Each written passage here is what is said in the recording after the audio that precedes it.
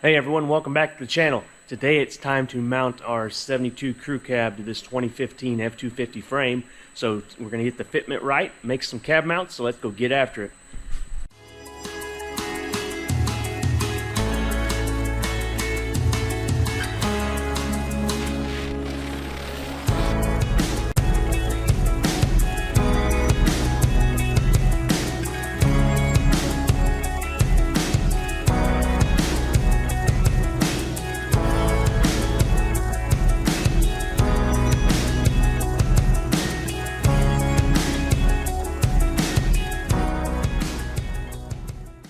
Well guys, today we're going to try to put our cab on our 2015 F250 frame here.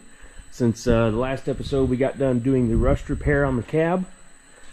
So now we have actual cab mounts to mount to. The last time I had this cab over a Super Duty frame, our cab mounts are all rusted away. So we don't have an exact location for the cab mounts. But now we do, since we have nice factory Ford rust-free cab mounts. And we have floor pans now too, so that's nice. Under here you can kind of see, I didn't really show it very good in the other video because it was on the ground, the seam right here where we spliced it together. This overlapped the factory crew cab floor right there, just like they did from the factory. They did stitch weld down along this. I have yet to do that, so I'm going to do that once it's on the lift here, so it's a lot easier. Had to do some rust repair over there in that pocket over there on the rocker. So that's what that big square cut out there is. I had to do some rust repair over there. And over here is the other seam on this rocker. So I'm going to end up welding that back up. And then I'm going to fish plate over this just for added safety. They didn't do that from the factory, but since I cut all that and a lot of that inner structure, I wanted to just double sure that everything's glued together good. So I'm going to put a fish plate over this on both sides just to strengthen it up a little bit and make sure that we're not going to have any kind of cracking or anything like that in the future. So anyway, here on the engine, I have the engine out of our F450 crew hauler frame. Since I decided not to use the 6.7 on that project, we have the engine out of that, and we're using that engine in this project. Had to grab a front axle to put under here so I can align it, get the front axle aligned perfectly with the cab. I'm not going to end up using this axle. This one's out of a junk frame I had out back. Pretty much everything on this axle is junk. You'd have to rebuild the whole thing, so you're going to be like a couple grand into it. So it's going to be more economical for me to go out and buy a 355 gear ratio front axle to match the rear Sterling 10.5 I have. So that's what we're going to do there.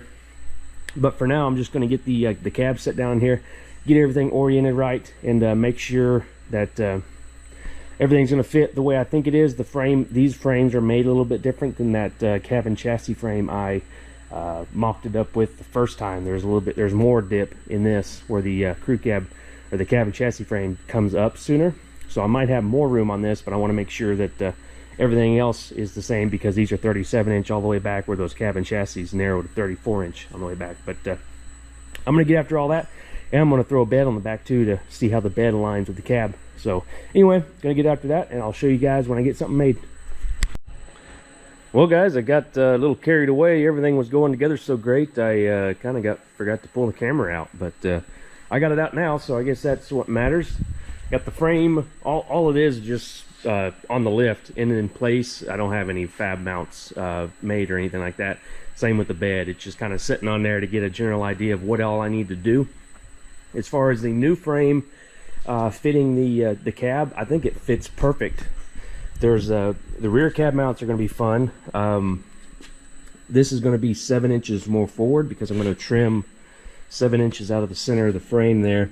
So the rear cab mount is going to end up being right about in the middle of this cross member. So I think my solution there is I'm going to cut this cross member out and these external cab mounts here, and weld in my own cross member that will hold the cab mounts up. As long as we have room with the fuel tank there, it's going to be close because that cab mount's pretty thick. So we're going to see how that goes. I don't want to lower the fuel tank anymore because it already sticks down below the frame there quite a bit. So we'll see if we can make that work. The front is going to be awful easy. The width of the cab mounts are the same as far as the hole. So they're just in the wrong location. So I'm going to cut them off here, and all I got to do is move them up over here and it'll be just perfect. So that one will be easy, at least if you can tell if it's right in line with the factory cab mount there. So that makes it easy. And I did end up moving the engine forward about 3/8 of an inch. The holes here on the frame, I slotted them just slightly, and I was able to slide the engine forward just a little bit, and that gave me enough room and clearance that I don't have to do any firewall work. So that is really nice. We're keeping the 100% factory firewall. It's going to be a little close right there on that up pipe, but I think there's enough there that that air gap will help things. We're going to run out of room up here in the front pretty quick, so I'm hoping that we'll have room with our fan in between our radiator to take up that 3/8 of an inch. You know, it's not a ton of room that we moved it for, but there is some. I'm also going to get rid of the secondary radiator. These 6.7s, they have two cooling systems. Here's a water pump, and this is a water pump. One of them runs the water to air intercooler, cools the fuel, transmission, a few other things. And then your primary engine cooling system is in a different radiator. That secondary radiator, I'm going to take it off of the front and may relocate it down lower here or somewhere else. I'm not sure yet. We'll see how much room we have to work with, but that'll give me a little bit of room to make up back, because from the radiator to the front of the grill, we're going to be short on room, I think. So we'll see how that goes. I also got figured out how much lift I'm going to need. So that was another goal of this exercise here. I think I'm going to end up doing, it was between 2.5 and 4.5, and I think we're going to end up doing 2.5 inches of lift, because it already is about an inch higher than a factory highboy. So 4.5 inches would be just a little bit higher than the look I'm going for. So I think we're going to get 2.5 inch springs. I'm going to get full Deaver replacement leaf springs for the back, and some progressive dual rate coil springs for the front. So glad to have that figured out so I can start ordering parts. And on the bed, I guess also going to try to put a third cab mount in the cab here. If you can see this here, this is the factory cab mount for the crew cab, the Super Duty anyway. I'm going to try, it's going to be very close, but I'm going to try to get a mount on this seat rail here, because I think this is going to be the strongest part of the cab to put another mount in. The Ford, they just had like snubbers that rubbed on this frame, and I'm kind of, or the cab rather, and I'm kind of worried about that making noise, because I have S&B silicone cab mounts, and they're kind of softer and give a nicer ride. So since they're softer, that might make more vibration and noise knocking around right here for that just rubbing on there. So I'm going to try to get another cab mount in here to try to support the center of the cab and keeping it some stress off of it. So that's how that's going to work out. Here on the bed is actually fitting a lot better than I thought it would. We still have to go forward with it about 4 inches. The problem I was running into is back here in the back. The Super Duty frame is 37 inch, and obviously this bed is made for 34 inch because it's a bump side bed. So what I'm going to have to do on the back of the cab here is I'm going to have to notch this and cut some of the back of the cab off, and I'll probably get rid of this cross member here because that's for the spare tire carrier, and I don't think I'm going to be running that anyway. I knew I was about 3 to 4 inches long as far as rear overhang, so I'm going to have to take the hitch off the back. I'll move that forward whenever I get everything lined up with the bumper so it's right, but I think I'm going to have to cut off some of the back frame there. So yeah, other than those little things we have to do, it's going together really great, I thought. So right now I'm going to get the bed back off of here, start trimming on the back of the frame, and then also I'm going to go ahead and cut the frame and get the wheelbase right before I get any further along, because I want to get that right, because that's going to affect the rear cab mount. So before I start fabricating cab mounts, I for sure want to get the frame to the right length. So I'm going to pull all this back apart and start cutting on the frame. Well guys, before I picked the cab up and started pulling that 7 inches out of the frame, I wanted to get the ride height figured out so I could order my suspension I'm going to run. This is height with 2.5 inch leaf springs with the tires I think I'm going to run, and with the fender there just so I could visualize it. I think that's going to be perfect. It is about 2.5 inches higher at the rocker than my Ultimate Highboy, and about 3.5 from a stock Highboy with 750 16s. These are 35, 10.5, 17 tires. I think it's going to be just about perfect. The rocker is a little high, but we're also running 35-inch tires, so that'll raise it up too. So I think that's good enough for me to order suspension and get parts coming. So now we're going to yank the cab off and start pulling those 7 inches out of the frame. Okay, well, I have the frame here getting ready to cut it down 7 inches for the bump side wheelbase, and have the wiring harness all pulled off the frame. It was all along this side here, and also have the brake lines pulled off that were on here. The fuel lines were already pulled off of this frame, so I didn't have to deal with those. But right now we don't have anything on the inside here to get in the way of our cut. I'm going to cut my 7 inches out right here to get rid of this cab mount that's not in the right spot. So instead of having to deal with cutting this and keeping the frame all nice and neat and trying to clean that up, I'm just going to cut it out right here, and it's nice and straight. So the first order of business is going to be make sure that that frame is nice and level there, and level this way as well. So then whenever I make my cuts or my lines, all I have to do is make sure they are level up and down, and they'll be square and straight with the frame. So different ways of verifying your squareness. Then I can check with the square to make sure they're right, and then check with the level, make sure they're right, just to triple ensure that my cuts are straight and nice and square with the frame. So when they go back together, all your cuts are the same squareness, and they butt right up, and you don't have to deal with gaps or getting your frame misaligned and all that kind of stuff. So that's the way I'm going to do it. So I'm going to get after that and get a mark laid down and see if we can get this frame cut in half. Well, here you go, guys. Got my lines all marked out and ready to go. You can kind of see what I meant here by I'm going to cut this section out so I don't have to deal with that cab mount. So we're just cutting that out. Got my lines scribed out here. It's actually 7.2 inches going off the wheelbase of the 2011 crew cab short bed versus the 72 crew cab short bed. It's 149. 2017 is 156.2 is what I found. So that's 7.2 inches across there. I'm gonna get the cutoff wheel out and zip those cuts and roll the frame back and see how we did. Well, guys, got the old cab mounts cut out there, and it went together pretty good. Have it kind of just slid together here, and checking to make sure everything looks right. I still have to double check my measurements and make sure the length of the frame here is correct. Because if my cuts weren't exactly in the right spot, it can be the wrong way. So I'm going to make sure that they are equal on both sides before I weld it together. And last time I did this, I had a lot of guys talking about I should have notched the frame or Z-cut the frame or cut it at an angle. The reason I do it this way is, one, it's really easy to know if you screwed up. If your lines aren't straight, they don't line up straight. Two, it's just one straight cut, so it's easier to cut. And three, it's easier to weld because you're just making a one weld down the middle. The argument that the other cut you have more weld than the other ones, or they're stronger joints, that may be true, but this is going to be plenty strong because we're going to fish plate the inside like I did. The last time I did this, when I stretched the frame, we actually did a big long fish plate on that one, but since we just shortened this one, I'll do a triangle fish plate in here. It's actually square or a diamond shape, and I'm going to add a couple on the tops and bottoms of this one just because I'm towing with it. That's probably overkill. But a lot of the like big rig trucks or oil field trucks and stuff like that, big upfitters, when they stretch the frame, this is how they do it.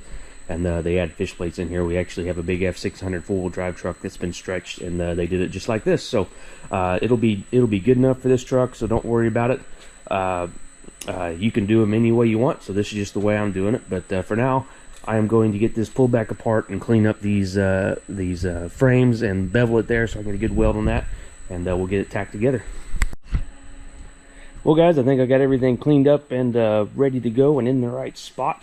As you can see here, I got the beveled inside and out, and I got the metal cleaned up so we can have a nice weld there. I have this bar stock right here clamped to the frame on all sides just to get it nice and even.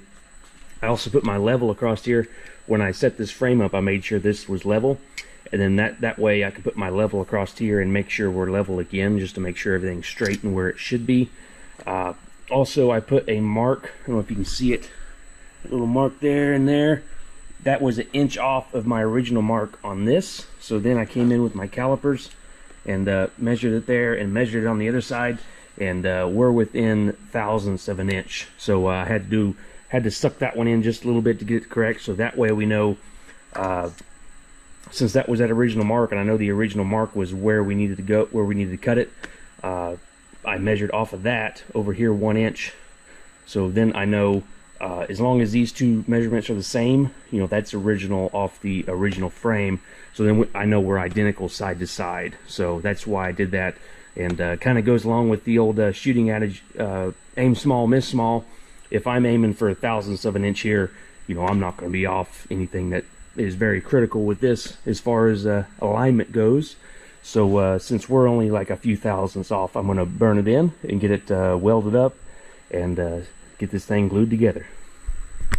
Well guys, I got all the welding done. The frame is completely shortened to 149-inch wheelbase, so we're finished on both sides. I got the fish plates in here. They went together really nice. Went with I think 3/16 plate, what I had, and welded all the way around the side, and then have a big weld in the middle there, tying it all together. Same thing over here, and I did put just some little fish plates on the top and bottom of the frame just to tie those joints together as well, just for added security. Now back here, the next step I want to do before we start mounting the cab on the frame here is I need to cut the back of the frame off. This mark here is the back of the bump side frame going off the center of the rear axle, so it's just a little bit shorter. But our next problem is the width of the bump side frame is 34 inches, where this one's 37. In the back of that cab, or the back of the bed rather, it has these channels that go right in here at the 34-inch frame, so they don't fit in this. So I'm either going to have to cut those off the bed or cut more off of the frame to try to get them to work. I haven't quite figured that out yet. I might have to notch the frame here to get them to work or something. I don't really want to get into too much of the frame around this spring hanger, so I might have to see what I'm going to do there. I have yet to figure that out, but for now I am going to start working on the engine. I have to change out the turbo kit and a few other things so we can get that ready to mount, so we get the cab in there, we know everything's going to clear. Well guys, I have the bed set on here, just kind of loosely sit on here because obviously we'll move back and forth when we're getting the cab set in place, you know, to get this gap right and get the wheelbase correct. But I did get it set on there, and the level it's going to be is the main part, so we can line up this bump whenever I'm mounting the cab. You know, if it's not right, I can shim the bed up or shim the cab up to make this perfect, but I would like to try to get it just naturally in the right spot. So the bed's sitting on the frame where it wants to be, and then make the cab mounts be where the cab sits on the frame naturally. But we'll see how that goes. As far as the bed fitting on the frame, the hump on the frame, I think everything fits. These shock mounts are very close. Hopefully we're in the right location. We don't have to move, because this one is almost touching, and then the other side on this side is almost touching. Can you see it way over there?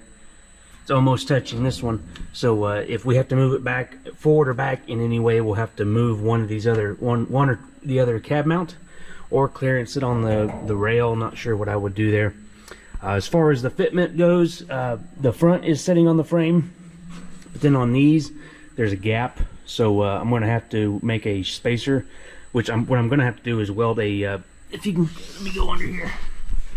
I'm going to have to weld a little piece, like right here's the factory cab mount, or the bed mount bolt hole. So I'll, that's not a very good spot because it's right where that cross member is. So here's the Super Duty hole, and here's the factory hole. So I'm going to weld like a little piece of metal out here so that bolt can come through here and grab that frame. So that's how I'm going to do that, because these holes are for a 34-inch frame. So I might, on where it's got a gap on this one, what I'll probably end up doing is just put the plate on top of the frame and then go, so we're spacing it out, and it can bolt down and have, you know, the load bearing of the bed can be sitting on the frame. And then back here at the back, I had to do a lot of trimming to get the bed to fit in here and be happy. I trimmed, let me see, trimmed this much of the frame off the back. So this is the back piece of the frame right there. And I also trimmed this much of the spare tire carrier off because it was in the way. So I don't think I'm going to be carrying a spare in here. Right here is the other half of it. So this right here is the box channel part of the frame, or the bed I was talking about. I actually had to trim off this side of it so I could get it set down in there. and we'll put a bolt hole in here in the back, just like the factory did, to hold the back of the bed down.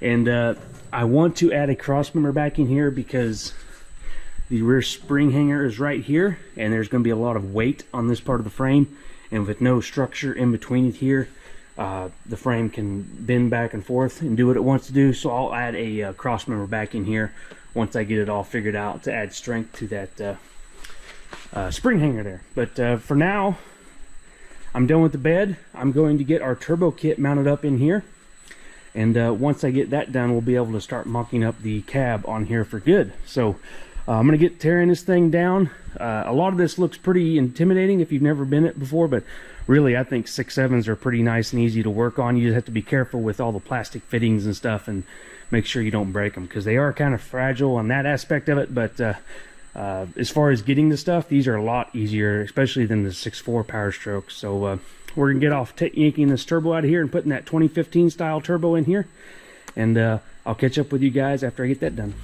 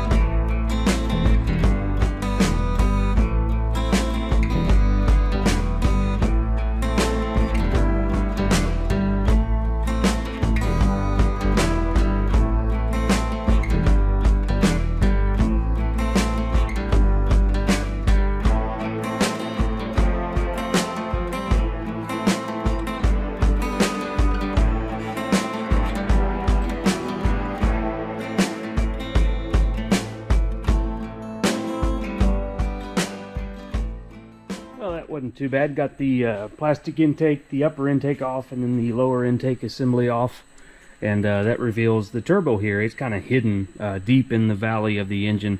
One thing that makes the 6.7s unique to most other modern engines is the exhaust manifolds are up here in the valley. So here's an exhaust manifold and here's an exhaust manifold, and that feeds the turbo directly from way up here, so it doesn't have to. A traditional diesel engine, they're way down here, and they have up pipes that come way up here and feed the turbo. Well, the 6.7 has it all complete package right here up in the valley, and then you obviously have your downpipe coming down here. But one thing I don't think I made clear was what turbo I'm putting in here and why I'm changing this turbo. I'm actually putting a factory Ford turbo back in this, but it's out of a 2015 truck, like a 2015 F250, F350.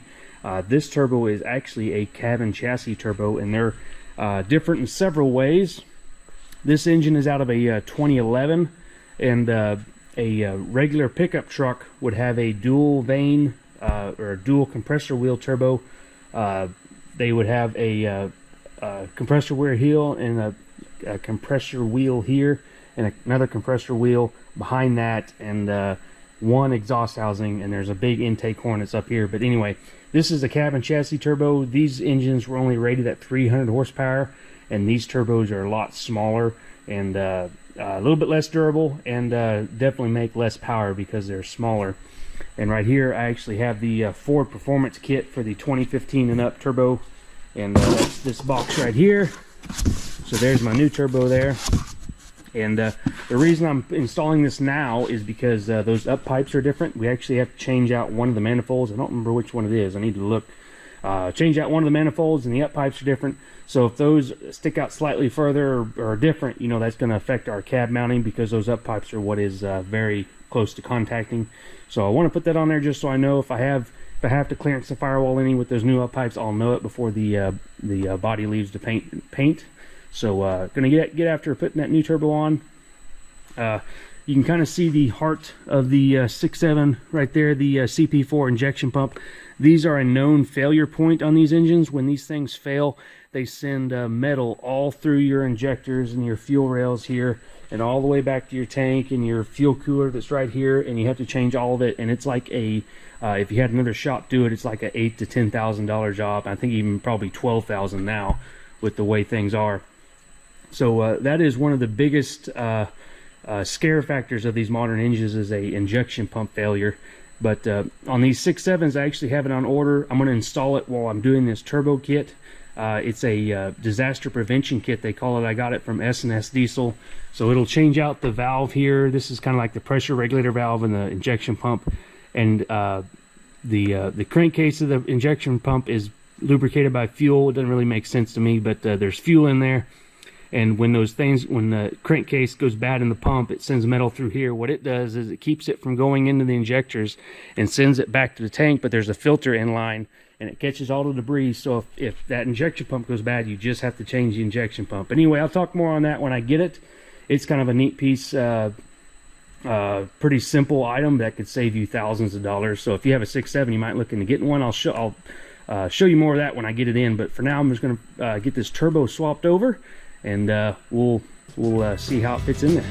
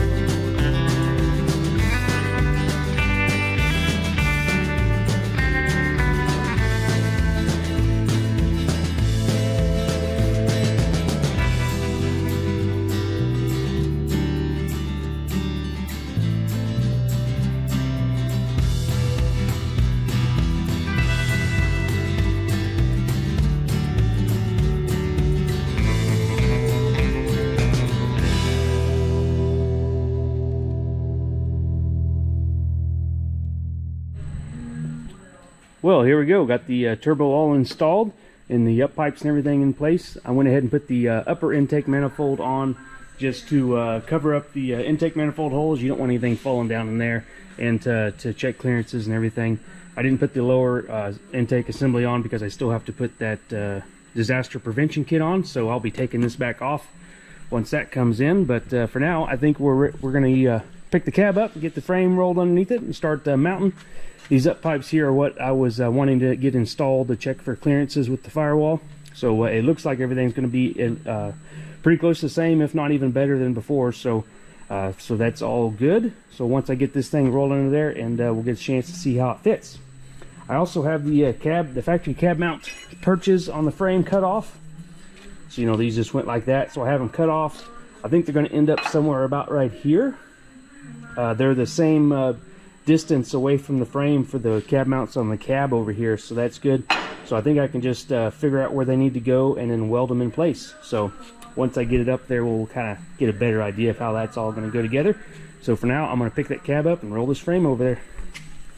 Well guys, I have the cab set back down on the frame, and I actually have the cab mounts all figured out and tacked in place. What I ended up doing here on the front, they weren't exactly the right distance away from the frame. They're just a little bit farther away, but they did work out very good. I ended up using this 1/2-inch piece of plate steel because there's a big hole right here in the factory frame, so I had to fill that up so I could weld this completely. Plus I had a gap right here, so what I did is I cut that out, fills up that hole, and plus it makes the distance for the cab mount work good. And I wanted to point out how I did this because I'm using the S&B silicone body mount kit for Super Duty, and they're a lot thicker. These actually aren't compressed. They're actually I don't have the bolt tightened up, but when you tighten the bolt up, they compress like at least a ½ inch, and you have to have those compressed, or your body lines aren't going to work out if you mount them up without them compressed, you know. So what I did is I actually bolted everything together on this frame perch, and then welded, got the body where it needed to be, and then tacked it to the frame. So then I know it's all in the right spot and it's all compressed like it will be once you tighten everything up. So I had that already bolted to the cab, got the cab at the right level, and then tacked it to the frame. So all that worked out pretty good. Same thing on this side. That piece of ½ inch plate steel right there. On the rear cab mounts were a lot more tricky than the front. There's a cross member right here on the factory frame that's right in the way, and the way that cross member is made, you can't use it for the cab mounts, unfortunately. Let me show you what I did up in here.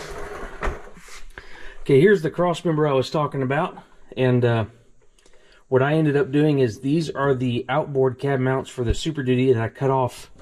They were mounted right here, and they were in the way of the back of the cab, so I had to cut them off before I even got the cab set down here. But what I did was I trimmed them all up to where it's just the top plate, and then I cut out the cross member so I could bolt these like I did on the fronts, suck them up to the cab, and then I get the cab at the right level, and then I just came in here and tacked them in place, so now they're at the right level. So after I'm going to get these undone and then pick the cab back up, and I'll come back in here and box all this back in so it's all together again. But I thought that was the easiest way to get your height right and make it match the bed, because the bed is set on the frame, so I can't really change it. I can raise it up, but I can't really go down with it any. So I kind of wanted to just get everything lined up perfectly without having to shim anything. That's just going to make it a lot easier. So I thought that was the best way to do that. So I got to undo these and pick the cab back up. I'm also going to put another one here in the middle somewhere. The factory crew cab did not have a cab mount here in the middle of the truck. They had like some rubber bumpers. You can see the mark right there. Those are from some rubber bumpers they had that rubbed on here. I don't want to do that because these cab mounts have a lot of flex in them, and they're pretty soft riding cab mounts. So I'm worried if we have just a bumper here, they're going to make noise with the cab moving. So I'm going to add another cab mount in the middle here, just like the Super Duty would have. And I think I'm going to use this seat rail here, because I think it's the strongest part of the cab, because it goes the full length of the cab here. So I think right past these are for the rear mounts for the front seat. Right behind that, I think I'm going to make a mount here for that cab mount, and we'll drill a hole in that, and I'll have to weld a perch onto here and add a bushing in there and then drill a hole through it, because that will be right behind the seat bracket, but it won't be in the floorboard right here where your feet will go for the rear, because it will have that bolt head sticking up through the floor under the floor mat. So right here I think it'll be kind of concealed, but I got to get working on that. That'll be that's not really critical at this point. I can do that kind of whenever. But I want to do that before the cab has to leave for body and paint. But anyway, guys, I think the major work is done with this cab, since the cab portion is set down on the frame where it needs to go. So right now I'm just going to yank the cab up and finish welding all those cab mounts and everything on place, and then I'm going to start putting the front clip back on this so I can make the front course support brackets for this, which is going to be a lot more involved, and it's going to be a little bit the trickier part of doing this frame swap. So I'm just going to get this the rest of the cab mounts knocked out, and we'll start on that front end. Well, guys, I have the front and rear cab supports all done. The cab is sitting on the frame. If you can see there, the lift isn't holding the cab up anymore. I have it completely sitting on the frame. So got those all welded up. I still have to do the center cab mount. I'm going to do that. That's not critical for the rest of the truck, because the cab is where it's going to be. So at some point I'll fab up those center cab mounts. And since I had the cab up, I went ahead and installed the factory downpipe. And I was really pleased with how well it's fitting. It's fitting with no Major problems. I did have to trim the pinch weld here some, and I still have to trim some more off of that so it doesn't rub when the engine's moving around. And I'll probably dent the downpipe there right here, just so it gives it a little bit more clearance. So I did have to trim that just a little bit, but other than that, the thing fits perfect. So going to made up to you know, factory exhaust all the way out the back, so or you know, factory location, and I can't be more happy with the way this is all fitting together. So really pleased with that. So next up, I'm going to try to get the front clip back on here. I may not be able to do it all in one piece because I'm kind of worried the inner fenders are going to need a lot of trimming, so I might have to do it piece by piece and kind of trim and go, and as I go, and kind of see. Well, I might just have to, the inner fenders that are on that front clip aren't any good, so I might just have to cut them off so they fit, and then I'll trim the ones I'm actually going to use once I get the front end all figured up and where that's all going to go. But anyway, I'll see if I can get all that done, and we'll move right along with this project. Hey guys, well, I have the truck rolled out of the shop here. Started to put the front clip on. Unfortunately, I couldn't get it on with it all assembled because I have the cab set down on the frame. If I would have done it before I put the cab on the frame, it would have slid on. But instead of taking the truck back in the shop and lifting the cab and getting the clip back on and lining it back up and setting it back down, I just busted it apart because it's going to be easier to fit anyway. So I got both inner fenders and fenders on the truck, and they went really well. I thought this side I didn't have to do any trimming, and it went right on. I am going to have to trim right here for the steering gear, so it is not totally fitting without doing any work. But see, the steering gear comes up right here, and it's going to hit right here, and there's going to be some power steering lines up here. So there'll be just a little bit of trimming on this side, and on this side I did have to trim some out right here. It was hitting the frame rail, so I trimmed up right here. I'm not using these fenders, inner fenders, because they're obviously seen better days, but this will give me a good idea of where I need to cut for the when I get a new set. You can kind of see right in here. I didn't get it cut perfectly. It needs a little bit more right here. See, it's rubbing, but you get the idea. Just had to cut just a little bit off. In fact, there's that little sliver I cut off. That's all it needed. But got them kind of just loosely hung on there, and I think it really ties the truck together and gets you a good inspiration of the truck.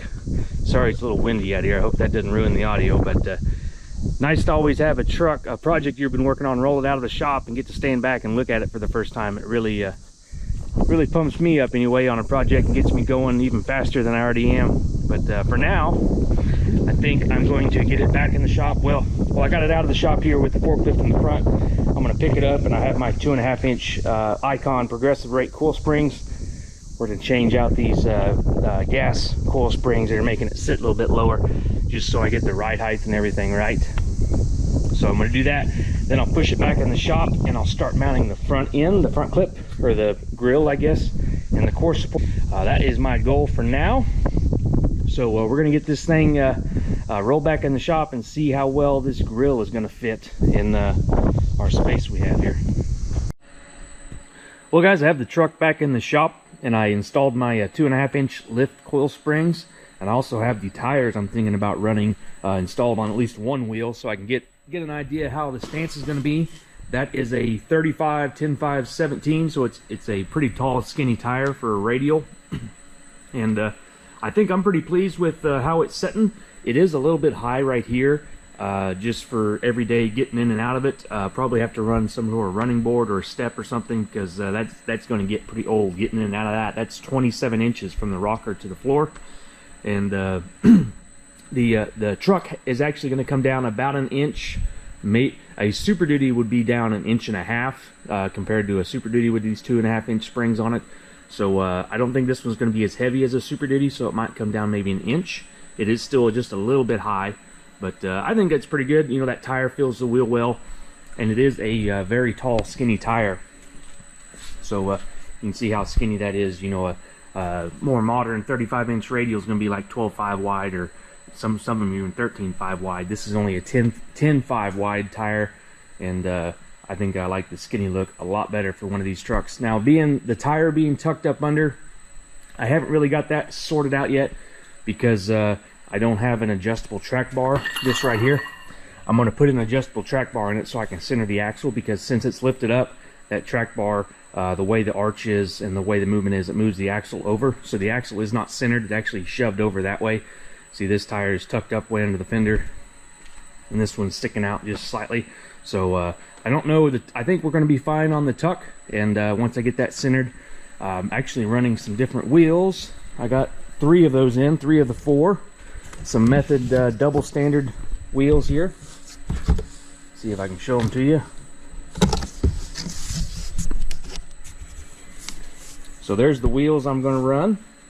They are a 0 offset, so they're going to stick out a little bit more than these. These factory wheels are offset quite a bit to the outside and shoved in quite a bit because these axles are a little bit wider. So I think we're going to stick out probably, I'm guessing, around an inch. I would like it to be tucked way up under there, but that is the only option with those wheels, and I really like those wheels. So we're going to try it out and see how it looks.